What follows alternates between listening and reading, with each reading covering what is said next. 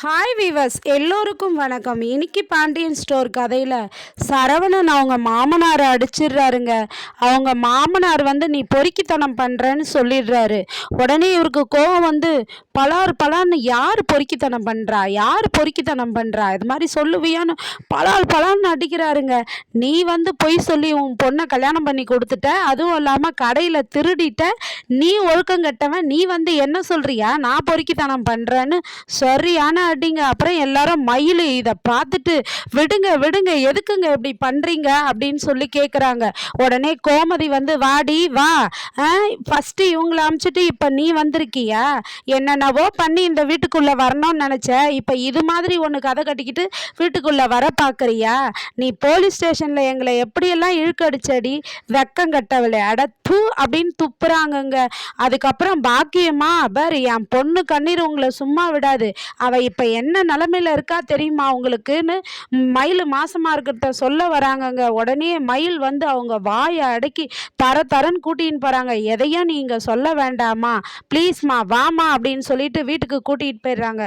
கூட்டிக்கிட்டு போயிட்டு அவங்க அப்பா அம்மா கிட்ட கேட்குறாங்க, நான் தான் சொன்னேன்ல உங்களை அங்கே போகக்கூடாதுன்னு சொன்னேன்ல, உங்களை யார் போக சொன்னது அப்படின்னு சொல்லிட்டு அவங்க அப்பாவை கேட்குறாங்க. உடனே அவங்க அம்மா வந்து உன் புருஷன் உங்கள் அப்பாவை போட்டு அப்படி அடித்தான், ஆனால் உனக்கு அதை கேட்க துப்பு இல்லை, இப்போ நீ எங்களை வந்து இங்கே வாயை அடக்குறியா அப்படின்னு சொல்லி கேட்குறாங்க. அங்கே நியாயத்தை கேட்கல இவ, இப்போ இங்கே வந்து எங்ககிட்ட பேசுகிறா அப்படின்னு சொல்கிறாங்க.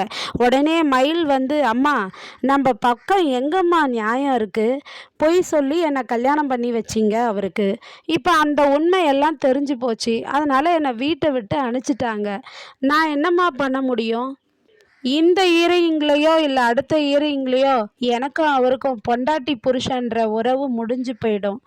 அதுக்கப்புறம் நான் யாரோ அவர் யாரோ என்னால் என்ன பண்ண முடியும், நான் இப்படியே இருந்துடுறேம்மா, எனக்காக நீங்கள் நியாயம்லாம் கேட்க வேண்டாம் அப்படின்னு சொல்லி அழுகுறாங்க. அதுக்கு அவங்க அம்மாவா ஏய் உன் வயிற்றுல குழந்தை வளருதுடி அப்படின்னு சொல்கிறாங்க. எனக்கும் அந்த குழந்தைக்கும் தான் அவர் சம்மந்தமே இல்லைன்னு சொல்லிட்டாரம்மா, அதுக்கப்புறம் எப்படிம்மா நான் அவர்கிட்ட போய் வாழ்க்கை வாழ முடியும், என்னை இப்படியே விட்டுடுமா அப்படின்றாங்க.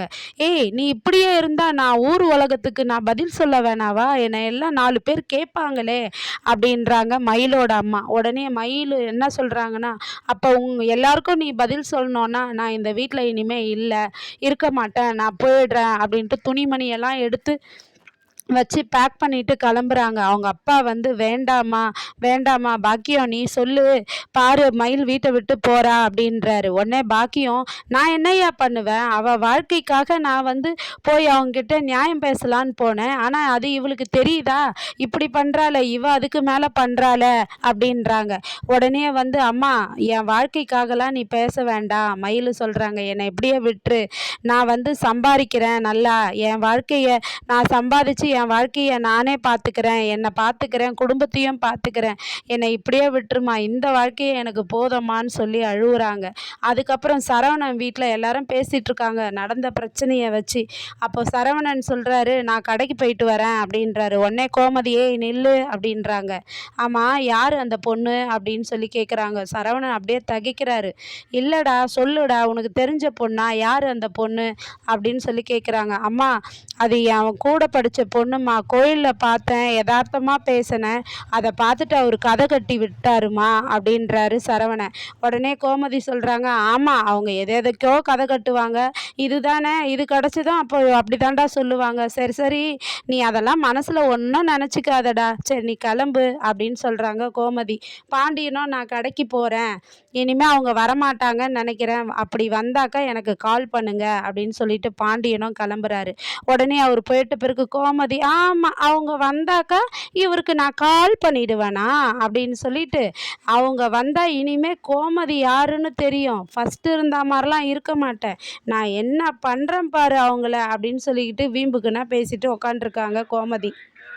அப்புறம் செந்தில் ஆஃபீஸில் வந்து ஒரு ஃபைலை எடுத்துகிட்டு வந்து பியூன் கொடுத்து செந்தில் கிட்ட இதில் ஒரு கையெழுத்து போடுங்க சார் அப்படின்றாரு. உடனே செந்தில் வந்து அந்த ஃபைலை வந்து செக் பண்ணுறாரு. சார் செக் பண்ணாதீங்க, கையெழுத்து போடுங்க சார்ன்றாரு. யோ இரியா நான் பார்க்குறேன், என்னையா இது கம்மியான விலைக்கு அவருக்கு கான்ட்ராக்ட் கொடுத்துருக்கீங்க அப்படின்ட்டு கேட்குறாரு. சார் அதெல்லாம் உங்களுக்கு எதுக்கு சார், உள்ளே இருக்கிற சாரே சைன் போட்டு கொடுத்துருவாரு, நீங்கள் முதல் போட்டு கொடுங்க சார்னு சொல்கிறாரு பியூனு. உடனே இவரும் வந்து யோ இல்லையா இவ்வளோ கம்மி ரேட்டுக்கு ப்ராஜெக்ட் பண்ணால் எல்லாம் இடிஞ்சு விழுந்துரும்யா பில்டிங்லான்றாரு.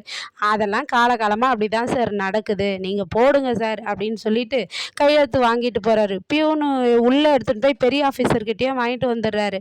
உடனே செந்தில் கேட்குறாரு, ஏய் சார் கையெழுத்து போட்டாரா, ஒன்றும் சொல்லலையா அப்படின்னு சொல்லி கேட்குறாரு செந்தில்.